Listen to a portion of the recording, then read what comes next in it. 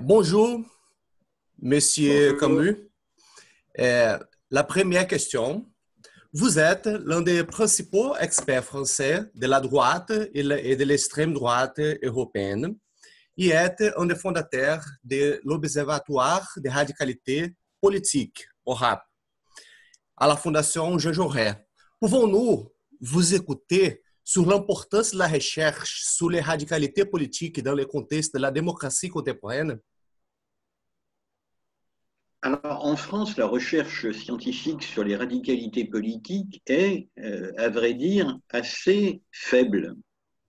Contrairement à un pays comme l'Allemagne, qui, pour des raisons historiques évidentes, porte un intérêt soutenu à la recherche académique à la fois sur le passé et sur le présent des phénomènes politiques, notamment des droites radicales, mais aussi des gauches radicales.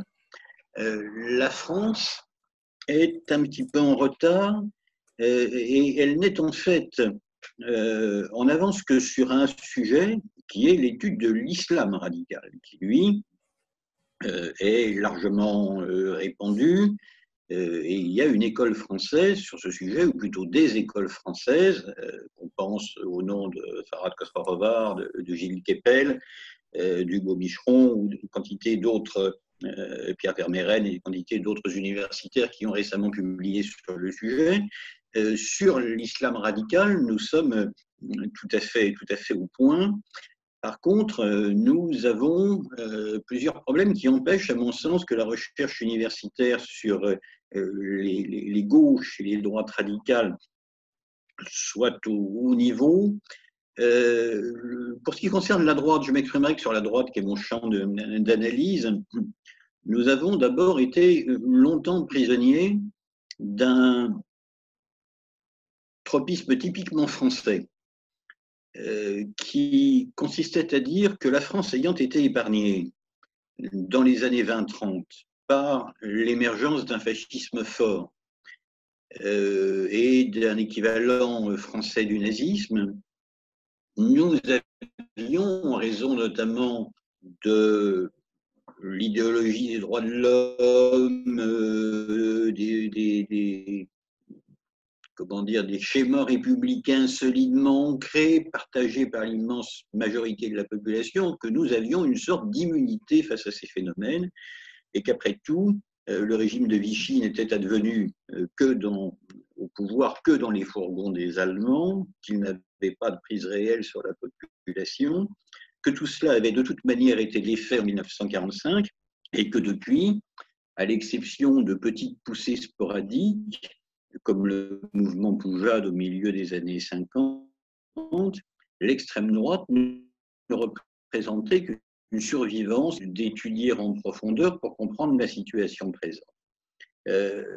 Souvenez-vous, lorsque Zev Stirnel, qui est récemment décédé, a lancé dans les années 70, au début des années 80, la fameuse controverse sur le fascisme français, il a été vilipendé d'une manière qui certes tenait à certaines exagérations des thèses qu'il soulevait, mais qui tenait aussi quand même à une dose de mauvaise foi.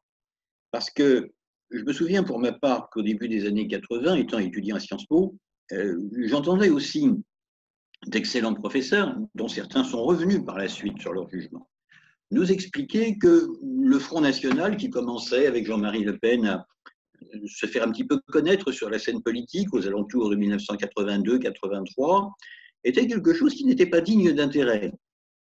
Et qu'au fond, c'était un groupuscule comme un autre qui allait disparaître. La droite, c'était, à l'université française dans les années 80, la droite libérale, qu'incarnait à l'époque le président Valéry Giscard d'Estaing qui quittait son mandat, la droite gaulliste, bien évidemment, quelques autres formations plus ou moins conservatrices, mais l'extrême droite, c'était quelque chose dont nous nous étions débarrassés. Alors évidemment, l'émergence électorale du Front National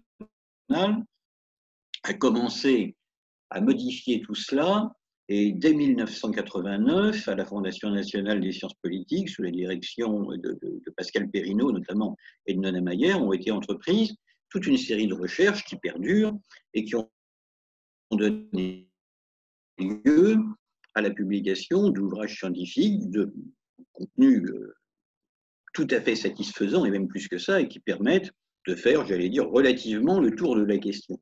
Alors, la recherche sur le Front National, si vous voulez, intéresse, mais elle intéresse avec des fluctuations qui sont très intéressantes à regarder, parce que on s'intéresse au Rassemblement national, c'est le nom actuel du parti, avant les élections et après les élections. Dans la période entre deux scrutins, on a tendance à l'oublier un petit peu. La raison, à mon avis, elle est psychologique essentiellement. Nous considérons le Front National comme un parti différent des autres. La majorité de la population française, toutes les enquêtes d'opinion le montrent, ne souhaite pas que ce parti arrive au pouvoir et nous le considérons donc comme un danger. Donc un danger, ça s'exprime naturellement beaucoup plus avant une élection. On craint que le Rassemblement national ou que Marine Le Pen fasse un score supérieur à la dernière fois. On craint qu'elle arrive au pouvoir. C'est un sujet qui commence déjà à émerger. Les prochaines présidentielles auront lieu en 2022. On commence à voir paraître un certain nombre d'articles sur Marine Le Pen peut-elle gagner en 2022. Et puis, le soir du scrutin, donc tout cela va crescendo, si vous voulez, jusqu'au jour du scrutin. Et le soir du scrutin, on s'aperçoit que la candidate du Rassemblement national ou le parti font un score supérieur à la fois précédente, que ce score est effectivement considérable. Je rappelle, 33% au second tour de la présidentielle de 2017, mais que le pouvoir n'est pas encore à portée de main. Et finalement, dans une sorte de soulagement, et tout cela, j'assiste, est essentiellement psychologique. Dès le soir du scrutin, lorsque la défaite du Rassemblement national et de sa candidate est annoncée, on en revient à la normale, c'est-à-dire, enfin à la supposée normale, c'est-à-dire le fait que le phénomène Rassemblement national serait quelque chose de purement protestataire, de purement transitoire, dont un jour, par on ne sait trop quel mystère, on réussira, entre guillemets, à se débarrasser. Or, quand un mouvement est sur la scène politique depuis maintenant plus de 45 ans, qu'il rassemble plus de 10% des voix, puis plus de 15% des voix, plus de 20% des voix, à pratiquement tous les types de scrutins depuis plus de 20 ans, ça ne peut pas être un phénomène transitoire. Moi, je pense qu'il y a une recomposition en grande profondeur des droites françaises, qui est un phénomène déjà en cours depuis au moins les années 90. Nous avons maintenant une droite libérale, une droite conservatrice et une droite radicale incarnée par le Rassemblement national. C'est toute la théorie de René Raymond sur les trois droites et leur filiation qui est remise en cause. Et il faut analyser le spectre politique des droites françaises en fonction de l'apparition d'un nouvel acteur. Parfait.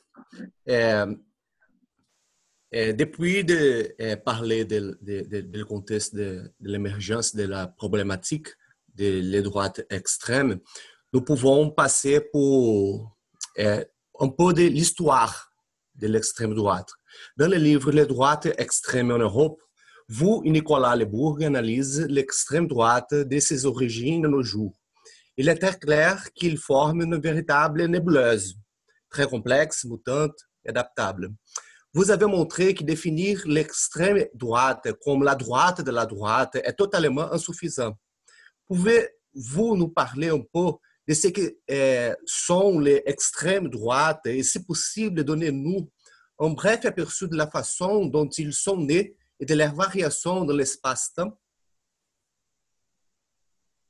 Alors, effectivement, nous avons écrit que considérer les droites radicales comme simplement ce qui était à droite des droites dites de gouvernement, libérales et conservatrices, était éminemment insuffisant parce que quand on regarde le programme du Rassemblement national, on s'aperçoit qu'un certain nombre des chevaux de bataille des droites dites classiques s'y retrouvent, notamment la question de l'identité et la question de la sécurité, mais que d'autres ne s'y retrouvent pas.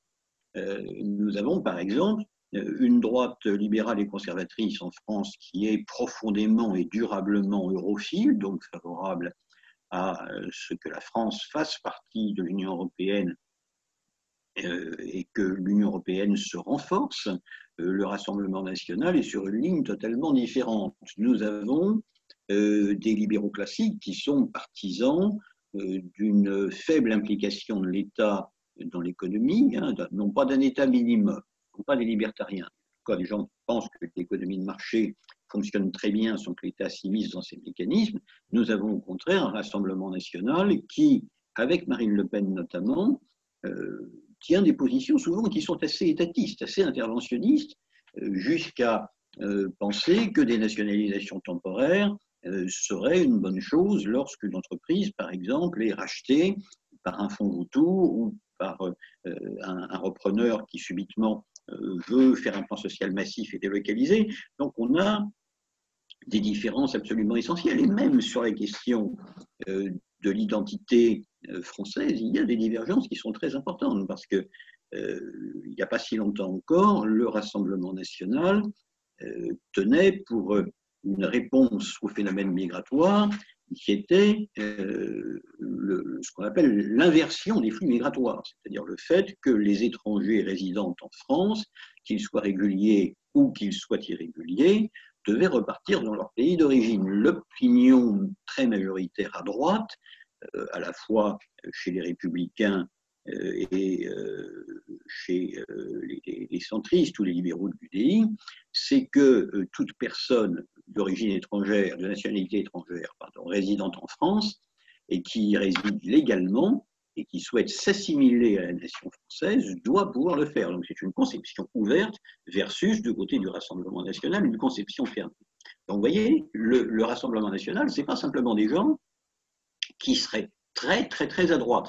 Quand on regarde les enquêtes d'opinion, on s'aperçoit effectivement qu'ils sont plus favorables que d'autres aux options les plus sécuritaires en matière de lutte contre le crime, la criminalité, qu'ils sont plus pessimistes, ça c'est très important, ils sont plus pessimistes que les autres Français sur l'état de la France et sur le devenir de la France, mais ce ne sont pas, sur les questions identitaires et sécuritaires, exactement les mêmes réponses. Et puis d'autre part, il y a un élément absolument fondamental, c'est le populisme. C'est le populisme parce que l'idée centrale du Rassemblement national, c'est le peuple contre les élites. Le peuple défini comme une entité homogène qui serait naturellement bon, vertueux, qui aurait naturellement la conscience de ce qui est bon pour la nation et qui serait en quelque sorte trahi continuellement par des élites, et j'y mets des guillemets, à la fois des élites politiques, des élites intellectuelles, des élites économiques, des élites médiatiques aussi. C'est un thème qui émerge beaucoup, qui en fait, de manière totalement réfléchie, trahirait l'intérêt national et l'intérêt populaire parce qu'il serait entre les mains de lobbies transnationaux, d'une part, ou supranationaux, et parce que, d'autre part, leur objectif serait à terme la dissolution de la nation française, à la fois dans le conglomérat de l'Union européenne, puis dans une sorte de gouvernement mondial, géré en particulier selon les intérêts de, entre guillemets, la finance, qui est un terme très largement utilisé dans le vocabulaire du Rassemblement national. Donc, on a sur cette question du populisme des positions qui sont très divergentes. Le Rassemblement national s'affirme parti anti-système contre la droite et la gauche qui ont alterné au pouvoir en France depuis 1981.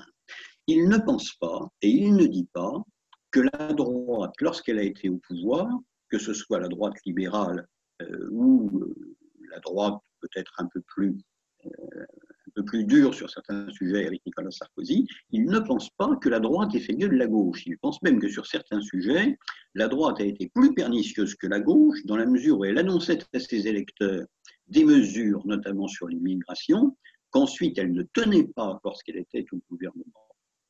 Donc, cette opposition à la droite comme à la gauche, elle fait du Rassemblement national un acteur tout à fait unique, qui a une conception du peuple qui est différente de celle des autres partis politiques. Parce que les autres partis politiques classiques, y compris à droite, ne pensent pas que le peuple soit une sorte de conglomérat abstrait. Et Le Rassemblement national considère, lui, qu'au fond, il n'y a pas d'intérêt catégoriel, qu'il n'y a pas comment dire, de clivage idéologique, il y a le peuple. C'est une nouvelle forme de lutte des classes, d'ailleurs, que cette lutte du peuple en général contre cette petite caste des élites. Hein. L'autre phénomène particulièrement important, c'est que le Rassemblement national, aujourd'hui, a réussi à capter un certain nombre des thèmes qui ont été défendus à la fois par la droite et par la gauche depuis 2 ou 3 décennies. C'est un parti qui a réussi, au fond, à aller piocher un petit peu partout et à reformuler un certain nombre d'idées qui n'étaient même pas dans le logiciel idéologique initial de Jean-Marie Le Pen. Je vais prendre quelques exemples. Il y a quelque chose de très intéressant qui est en train de se passer en ce moment.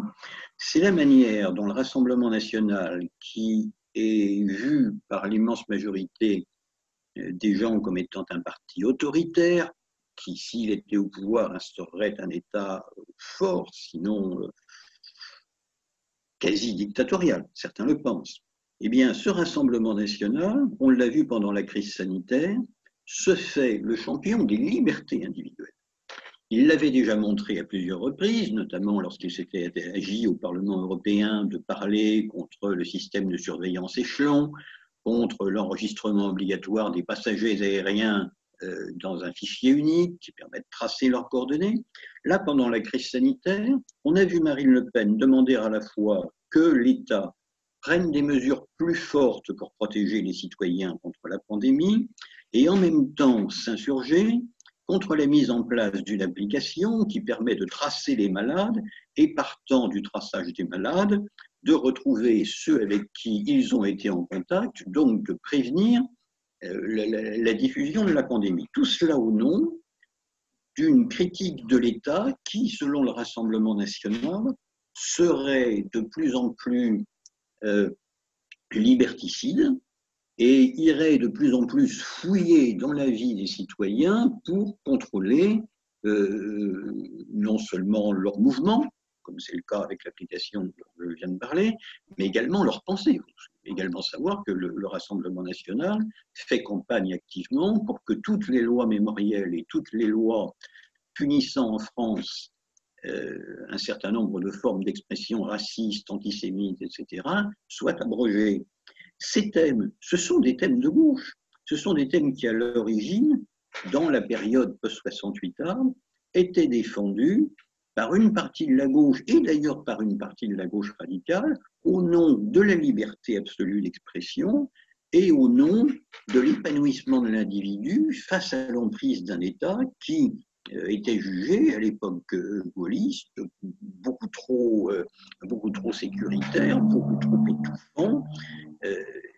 Et donc on voit bien que là, le Rassemblement national s'est écarté de ses fondamentaux d'origine et qu'il a su butiner un petit peu partout. L'autre chose intéressante, à mon avis, avec ce parti, c'est qu'il assume quand même, par rapport à la droite classique, à la droite conservatrice classique, une énorme ambiguïté quant à la définition de la nation française. Je m'explique. Marine Le Pen dit officiellement qu'on peut appartenir à la nation française, quelle que soit son origine, quelle que soit sa couleur de peau, et quelle que soit sa religion. Donc l'assimilation permettrait de rentrer dans la nation française. Mais enfin, en même temps, je ne suis pas sûr que le discours de la direction du parti soit compris de la même manière à la base. C'est-à-dire que si on assiste à des meetings, si on parle avec un certain nombre de sympathisants, on s'aperçoit quand même qu'ils ont clairement en arrière-plan idéologique l'idée que le substrat ethnique et religieux de la population française est en train de changer, la théorie du grand remplacement, qui, il faut le rappeler, a été élaborée en France par un écrivain français qui s'appelle Renaud Camus. La théorie du grand remplacement est en train petit à petit, même si elle n'est pas la théorie officiellement adoptée par le Rassemblement national, de rentrer dans les têtes.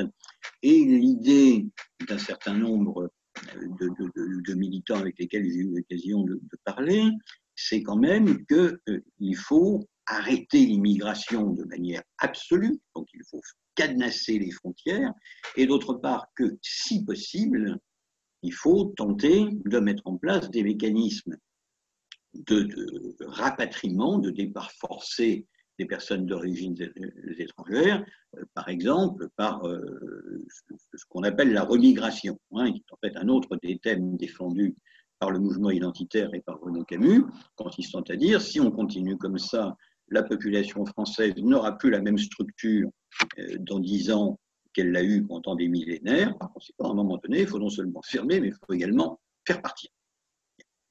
Il y a donc une ambiguïté terrible qui existe aussi d'ailleurs chez les partisans de Marion Maréchal, qui officiellement n'a plus aucune responsabilité au Rassemblement national et a une autre ligne idéologique que celle de sa tante. Mais ça, c'est pas du tout la conception de la France qu'ont eu traditionnellement les droites conservatrices et libérales. C'est un peu, au fond, la conception du peuple qu'on voit chez Marine Le Pen, c'est un petit peu beaucoup, même celle défendue par Donald Trump. C'est une forme d'ethno-nationalisme, de la fermeture, si vous voulez. Tout ce qui vient de l'extérieur, et pas seulement l'immigration, tout ce qui est supranational, y compris les organisations supranationales du type OTAN, Nations Unies, etc., sont vues comme étant des dangers pour la substance même de la France, pour la substance même de l'identité française, dont il faut des dangers, dont il faut sortir, ou qu'il faut supprimer. Bien sûr, au débat public est très normal de penser les phénomènes politiques par analogie. Vous avez parlé sur le Front National, l'idéologie du Rassemblement National. Bien, dans le monde, il y a un grand mouvement de droitisation du monde. Comment comprendre l'actuelle droitisation du monde? Et il serait juste de penser à un retour aux années 1930, où sommes-nous confrontés à un autre scénario que l'ascension du fascisme, du nazisme, comme est très commun de se parler. Alors, il existe effectivement sinon une droitisation du monde, du moins un vent réel que l'on peut mesurer, et pas seulement par les résultats électoraux, de droitisation qui vient après une ère, entre 1945 et les années 80-90, où l'on pensait que le progressisme était définitivement le mouvement idéologique qui avait emporté l'adhésion générale. On avait le sentiment que l'histoire du monde s'écrivait selon une marche continue vers le progrès, vers l'ouverture, vers la croissance. Et c'est au fond le mouvement inverse aujourd'hui qui est en train de se manifester. Mais on aurait tort, me semble-t-il, de comparer avec la période des années 20 à 40, pour plusieurs raisons. La première, c'est que les fascismes et le national-socialisme restent avant tout, pour moi en tout cas, des produits de l'immense conflagration militaire de 1914-1918.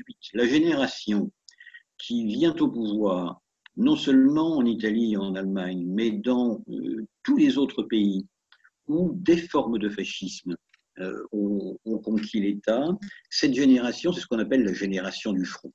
C'est celle qui a fait l'expérience de la guerre, de la transformation de l'homme par la guerre, et qui, revenu à la vie civile, se dit qu'on ne peut pas continuer le monde comme il était avant.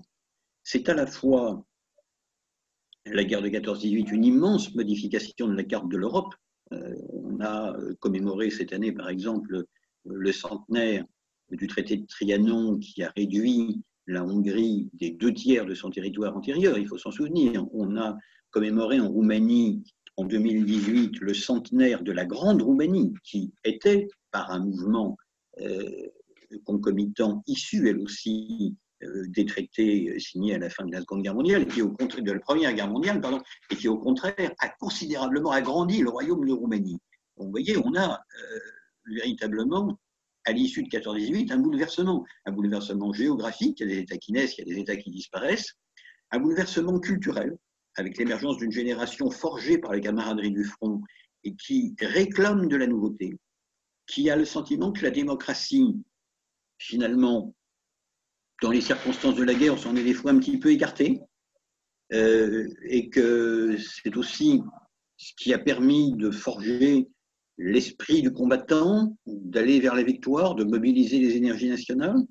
Et puis, on a ce phénomène qui est l'irruption de la démocratie de masse. C'est-à-dire que la guerre produit un immense brassage de population, produit le changement radical des mentalités et fait venir les masses dans l'univers politique, les fait s'intéresser à la politique. Le suffrage universel va en s'accroissant, en s'élargissant. Et le fascisme et le nazisme, c'est le résultat de ça. Aujourd'hui, on est dans une optique tout à fait différente. On est à l'ère postmoderne. On ne communique plus de la même manière, par exemple. On est à l'ère de la communication politique par les réseaux sociaux, de l'échange par les réseaux sociaux. La politique, dans les années du nazisme et du fascisme, ça se faisait encore essentiellement par les journaux, quand on voulait toucher les gens.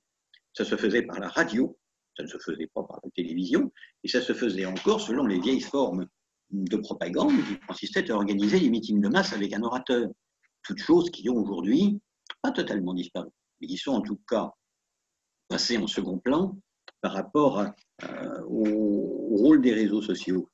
La dépression économique de 1929 reste pour l'instant un horizon indépassable. Je sais bien que certain nombre de prédictions pessimistes, et qui ne sont pas nécessairement fausses, nous prédisent que la pandémie va créer un choc économique qui atteindra à peu près le niveau de la crise de 29, mais nous avons des amortisseurs qui n'existaient pas. Nous avons, de la part de l'État, même des États gouvernés selon les règles du libéralisme classique, nous avons des amortisseurs de crise, si vous voulez, des filets de sécurité sociale, par l'assurance chômage, par les plans de reconversion, par la formation continue, qui n'existaient pas à cette époque-là et qui permettent, sinon de maîtriser la crise, du moins d'amortir un peu les conséquences désastreuses d'une telle crise. Donc je pense qu'on est dans une conjoncture tout à fait différente, d'une part, et d'autre part, que certains des thèmes qui ont fait malheureusement la fortune du fascisme et du nazisme ne sont plus du tout d'actualité. On va prendre un exemple qui est la conquête du pouvoir par la force. La conquête du pouvoir par la force, c'est Mussolini et la marche sur Rome. C'est les tentatives de putsch des nationaux-socialistes allemands, suivies ensuite par la nuit des longs couteaux et tout ce que l'on sait. Mais quel est aujourd'hui le parti d'extrême droite de par le monde qui a encore l'envie et les moyens de conquérir le pouvoir à l'issue d'un coup d'État, à l'issue d'un coup de force? En tout cas, dans les pays européens, c'est une chose qui est totalement inenvisageable. Tout le monde a choisi la voie électorale et seuls les groupuscules les plus radicaux, mais sans importance, continuent encore à rêver du coup de force. Donc, il y a la question du coup de force, il y a la question de l'organisation des partis. Le parti fasciste, comme le parti nazi, comme les ligues en France, ont à l'époque, en leur sein ou à côté d'elles, des formations paramilitaires. On est à une époque où la militarisation de la vie politique, y compris à gauche, qui possède elle-même ses ligues de défense, est extrêmement forte. Nous ne connaissons plus ça aujourd'hui. Nous ne connaissons plus cela. Le Rassemblement national, par exemple, a aujourd'hui, par rapport à ce qu'était son service d'ordre des années 1980-1990, considérablement allégé la dose de conflictualité qui préside à ces réunions publiques. Donc vous voyez, on n'a plus de groupes paramilitaires, on n'a plus de tentatives de coup de force. C'est quand même un paysage tout à fait différent. La conquête des esprits, maintenant, elle se fait, je le disais, par les médias, toujours, et par les réseaux sociaux. Elle s'adresse à des individus qui, contrairement aux années 20 et 30, n'ont plus pour horizon de rejoindre une communauté parce qu'ils se sentent isolés et qu'ils ont besoin de faire corps dans une période de crise. Les droites radicales s'adressent maintenant à des individus qui sont rivés à leur ordinateur le plus longtemps possible et qui sont sur leur téléphone portable le plus longtemps possible pour fuir l'appartenance à une communauté réelle et pour se réfugier dans un univers hyper individualiste et postmoderne. Et pour finir, je rappellerai une chose, le Rassemblement national et même le Front national ont su parfaitement s'adapter à cela, puisque le premier parti politique français à se doter d'un site internet, c'était en 1996, c'est le Front National de Jean-Marie Le Pen, et qu'aujourd'hui, sur les réseaux sociaux, quand on va sur Facebook et qu'on va sur Twitter, on voit avec quelle rapidité et quel professionnalisme le Rassemblement national sait aussi utiliser ces nouveaux outils.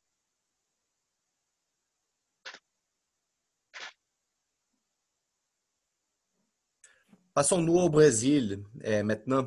Nous sommes en face d'un gouvernement soi-disant conservateur, qui, sous la devise Le Brésil avant tout et les dieux au-dessous de tous, est un complexe composé de groupes religieux chrétiens, de militaires de haut rang, d'agents néolibéraux du marché et des idéologues de la révolution conservatrice à l'américaine. Le président Bolsonaro n'a jamais caché sa volonté de briser l'ordre constitutionnel et de se constituer une nouvelle dictature qui régénérerait la nation contre la corruption du système. Maintenant, se voyant accoulé pour les institutions, il a fait un mouvement de recomposition avec le Parlement, les institutions et les bases électorales. Comment analysez-vous le gouvernement brésilien dans le scénario de la montée en puissance des extrêmes droites?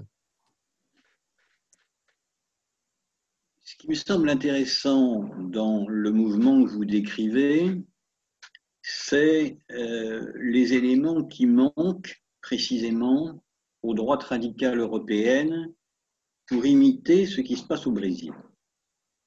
Il y a deux éléments qui manquent. Le premier, c'est la composante chrétienne évangéliste qui n'existe pas en Europe, qui existe aux États-Unis, bien évidemment, notamment derrière le président Trump, mais qui en Europe est quasiment inexistante puisque nous sommes encore marqués très majoritairement par une tradition qui est la tradition catholique, même si aujourd'hui elle est très laïcisée, même si seule une petite minorité des citoyens a une pratique religieuse catholique régulière, nous sommes quand même toujours des pays à arrière-fond catholique et le christianisme évangélique est quelque chose qui ne prend pas. C'est la première différence avec le Brésil. La seconde différence, et elle est absolument énorme, c'est que dans tous les pays d'Europe, y compris ceux qui ont été des dictatures pendant des décennies, je pense à l'Espagne, au Portugal et à la Grèce, les militaires sont rentrés dans les casernes. C'est-à-dire que de manière extrêmement évidente, même ces militaires qui tiennent pour des valeurs ultra-conservatrices en matière sociétale et pour des valeurs ultra-sécuritaires face à la montée notamment du péril islamiste, n'ont aucune envie de prendre le pouvoir. Ils sont légitimistes.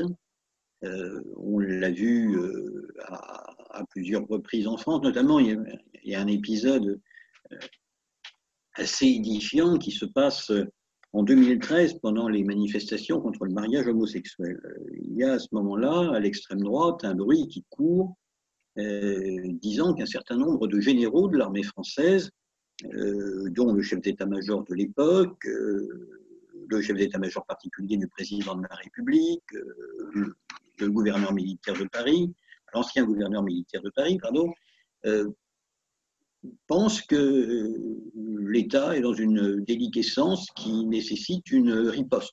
Et par conséquent, ils sont prêts, c'est ce qui court alors, en 2013 dans les petits groupes d'extrême droite, le bruit court que ces généraux seraient prêts à éventuellement mettre le président Hollande dehors, puisque c'est bien de cela dont il s'agissait, et à assumer le pouvoir. Mais tout cela, c'était une intoxication pure et simple, c'était une auto-intoxication des groupes d'extrême droite. Les généraux en question sont immédiatement, tout de suite, sortis du bois en déclarant publiquement qu'il n'en était absolument rien et qu'ils étaient des généraux fidèles à la République, protestant de leur légitimité, de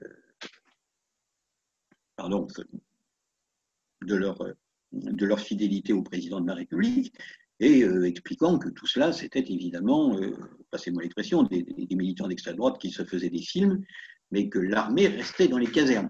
La dernière fois qu'elle est sortie des casernes en France, c'était en 1961, à l'occasion du putsch des généraux. Il lui en est resté des souvenirs cuisants. Et puis d'autre part, nous avons une autre armée. Nous avons une autre armée, un autre encadrement. Le corps des officiers n'est plus le même. Il a été d'ailleurs considérablement changé par le putsch manqué d'avril 1961.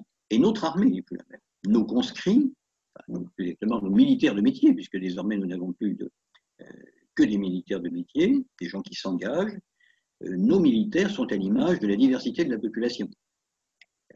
Dans toutes les unités, y compris dans les unités les plus engagées sur les théâtres d'opérations extérieures, la proportion de gens, par exemple, issus de l'immigration est importante et témoigne de ce que l'armée agit aussi comme un lieu de brassage des populations. Donc cette armée, elle n'a aucune envie de sortir du bois.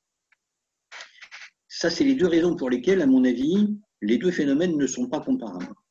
Le président Bolsonaro a été vu par les droites radicales européennes de manière au début extrêmement positive pour une raison assez simple, c'est que tout ce qui s'affirme populiste est immédiatement accueilli comme une victoire de gens qui sont supposés être des amis.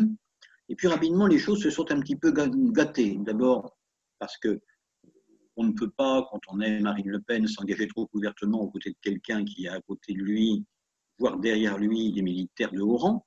Ça suggérerait qu'on veut faire la même chose et ce n'est pas du tout l'image que Marine Le Pen veut donner. Ensuite, j'ai dit la composante religieuse, elle n'existe pas.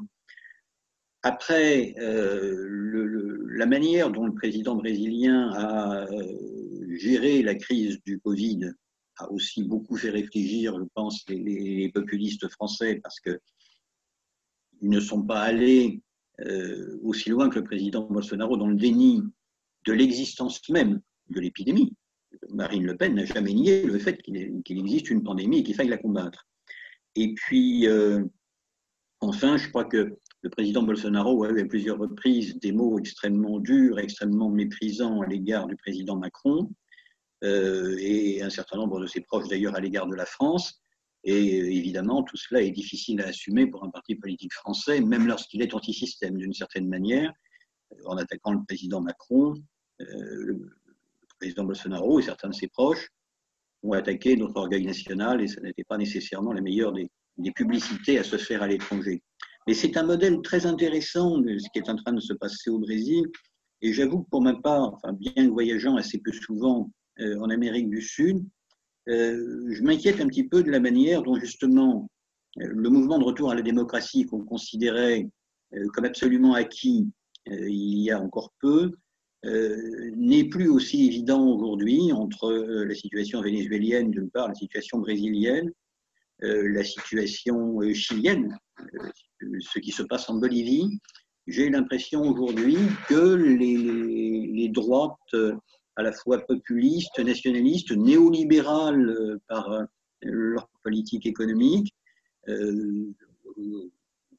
ont de nouveau le vent en poupe, que l'armée de nouveau peut avoir l'intention de faire de la politique. Je suis venu en Uruguay en 2019 et le jour même où j'arrivais à Montevideo, je voyais dans les journaux donc cette purge dont vous vous souvenez peut-être, que le président de l'époque avait été obligé de mettre en œuvre au sommet de l'armée parce qu'un certain nombre de généraux uruguayens avaient caché au chef de l'État les aveux d'un autre militaire de haut rang qui avait participé à la répression dans les années 70 et qui avait avoué avoir supprimé des gens. Et voilà, il a fallu que le président uruguayen tranche dans le vif en renvoyant une partie de l'état-major dans un pays qui était considéré, et que pour ma part, arrivant en Uruguay, je considérais encore comme étant savez, on disait en France dans les années de ma jeunesse, on disait l'Uruguay c'est la Suisse de l'Amérique latine. Donc j'avais encore cette image-là. Je découvre en arrivant qu'effectivement, il y a des populistes, qu'il y a des militaires qui ont l'intention de se présenter à l'élection présidentielle et que le vent est peut-être un petit peu en train de tourner. Parfait. La dernière question, une réponse vite, si possible. À la fin de votre livre de 2015, vous analysez certaines manières dont l'extrême droite peut mourir. Mais vous avez dit aussi qu'avec les crises existantes en 2015, l'extrême droite ne pouvait pas mourir et avait bien sûr un avenir. En regardant maintenant 2020, les impacts de la pandémie et des élections américaines, comment avaliez-vous l'avenir de l'extrême droite? Moi, je pense que l'avenir des droites radicales est lié, bon, à la pandémie, oui, mais aussi à un mouvement beaucoup plus global, qui est le mouvement de refus de la globalisation. Et il faut là-dessus que nous soyons très vigilants parce que la globalisation est un fait. Nous ne reviendrons pas dessus, nous ne déglobaliserons pas. Mais par contre, cette globalisation, si elle a des effets positifs, a également, il faut le dire de manière très claire, des effets déstructurants sur l'ensemble des sociétés, sur en particulier les classes populaires qui voient les emplois disparaître par milliers, voire par dizaines de milliers, qui voient les vieilles solidarités ouvrières s'effondrer, qui voient aussi la gauche ralliée de manière quasi générale au postulat du néolibéralisme. Donc, il est assez normal, et il est même, me semble-t-il, légitime par certains aspects, que la globalisation provoque des questionnements et une volonté de ne pas accepter sans rien faire un modèle universel où l'individu serait uniquement considéré comme un producteur et un consommateur, où il n'y aurait plus de solidarité entre les individus, mais une compétition poussée à l'extrême allant vers la guerre de tous contre tous, où l'univers ne serait plus régi que par des rapports de force et où le rôle des organisations internationales, notamment dans le maintien de la paix, serait réduit à la portion congrue. Donc oui, je pense qu'il y a effectivement des aspects négatifs de la globalisation qui doivent être pris en compte et qui peuvent expliquer en partie pourquoi une partie, notamment de l'électorat populaire, dans une proportion de 40-50% selon les pays, a filé depuis déjà assez longtemps, depuis les années 80 en Autriche, vers des partis d'extrême droite. C'est 50% des ouvriers autrichiens qui, depuis les années 80, votent pour le FPE, anciennement de M. Haider, aujourd'hui, enfin, hier de M. Strache. Quand 50% des ouvriers d'un pays prospère votent pour un parti d'extrême droite, incontestablement, il y a des questions à se poser. Or, quand on les interroge, ces ouvriers, ils vous disent exactement contre quoi ils protestent. Ils protestent certes contre les étrangers qui viennent leur prendre leurs emplois, mais ils protestent aussi contre le fait que petit à petit, la stabilité de leur emploi, la fierté qu'ils avaient d'exercer un métier qui participait de la croissance industrielle, ça a disparu. Et qu'ils sont au fond laissés pour compte face à une économie qui s'oriente beaucoup vers le secteur des services, vers les secteurs de pointe, des secteurs à haute technologie. Les gens qui n'ont pas le niveau d'études nécessaires pour accéder à ce type d'emploi se sentent marginalisés économiquement, ils se sentent marginalisés culturellement, parce que la globalisation, elle fait que chacun aujourd'hui a le monde chez soi, notamment par les réseaux sociaux et Internet, en temps réel. En temps réel. Moi, je rappelle toujours quelque chose. Lorsque Napoléon a débarqué à l'île d'Elbe, il a fallu 3 semaines pour que la simple nouvelle de son débarquement parvienne à Toulouse. Dans les années 20-30, il fallait plusieurs jours pour qu'un journal rende compte de ce qui s'était passé à l'autre bout du monde. Parce qu'il fallait envoyer une dépêche, il fallait qu'elle arrive, il fallait qu'on la traite, etc. Aujourd'hui, s'il se passe quelque chose au Brésil, là, je vais le savoir de manière quasi instantanée avec mon ordinateur. Donc, cette ce phénomène qui est éminemment positif pour ceux qui ont les moyens d'avoir une ouverture sur l'extérieur, les moyens économiques et culturels, peut se transformer en biais parfaitement négatif pour ceux qui ne l'ont pas. Et c'est cela, finalement, on verra si la crise sanitaire rajoute encore de l'essence dans le moteur des populismes, mais c'est ce bouleversement des mentalités et des conditions de vie qui, à mon avis, promet à l'extrême droite, encore aux droites radicales, un avenir, et notamment un avenir électoral.